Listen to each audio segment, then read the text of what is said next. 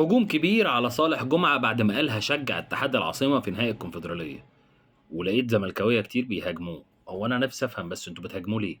ما حقه يشجّع اللي هو عايزه، طب ما إحنا كده عارفين، أنا لو زملكاوي مش هاشجّع الأهلي في النهائي، سيبكم بقى من حوار وطنية وأصله بيمثّل مصر، لا، كُلّ فرقة بتمثّل نفسها. تمام، فحقه، الراجل حقه على فكرة يقول أنا هاشجّع الفرقة اللي هو بيحبها يا جدعان، أو مش هيشجّع الزمالك أو هيشجّع أي فرقة تانية، ده طبيعي وده أنا شايفه أمر عادي.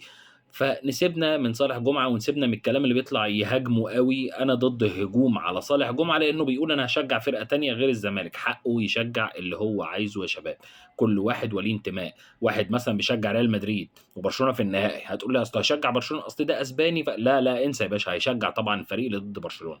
هي ماشية كده في الدنيا كلّها، فإحنا مش هنيجي نعدل الحتّة دي، إلا بقى اللي خلاص هو بقى كمصري ما بيفرقش عنده فعلًا أهلي وزمالك، فبيشجّع ده أو يشجّع ده لمّا بيكون بيلاعب أي فرقة برّه، ده بالنسبة لصالح جمعة. تعالَ بقى نشوف حاجة تانية دي اللي عليها كلام.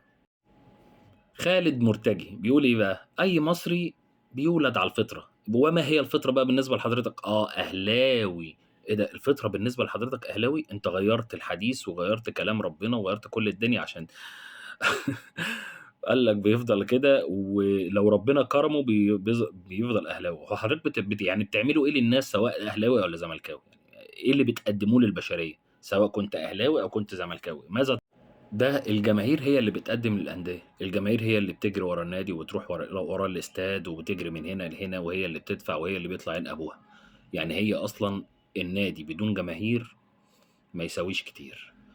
فيا أستاذ خالد مرتجي، بترجعوا تزعلوا لمّا نقِل من حد منكم، لإن أنتم أصلًا قليلين، آه والله قليلين، ما هو أنت لو مش قليل مش هتقول تصريح زي ده، ليه؟ هو أنا هابقى فرحان لمّا تطلع تقول الإنسان بيولد في مصر إنه زملكاوي وعلى الفطرة، لأ طبعًا، ما هو أنا ضد ده برضه، أنا ضد ده، لإن كل حد بيمثّل النادي اللي بيشجعه وبيشجع أي نادي وخلاص، فليه الرغي في حاجات ما لهاش لازمة؟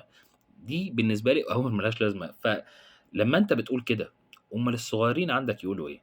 يعني المشجعين بقى الناس العادية تقول إيه لمّا أنت واحد ذو منصب كبير في النادي الأهلي بتقول الكلام ده، أُمّال اللي تحت يقول إيه؟ ها؟ في مفاجأة بالنسبة لي أنا، نادي الدنماركي اللي بيلعب فيه إبراهيم عادل فعّل بند الشراء حتى عام 2029، يعني معنى كده بنسبة كبيرة هو مش رايح النادي الأهلي، بعد ما كان خلاص على أعتاب النادي الأهلي، بقى دلوقتي شكله مش هيروح أي مكان في مصر يعني.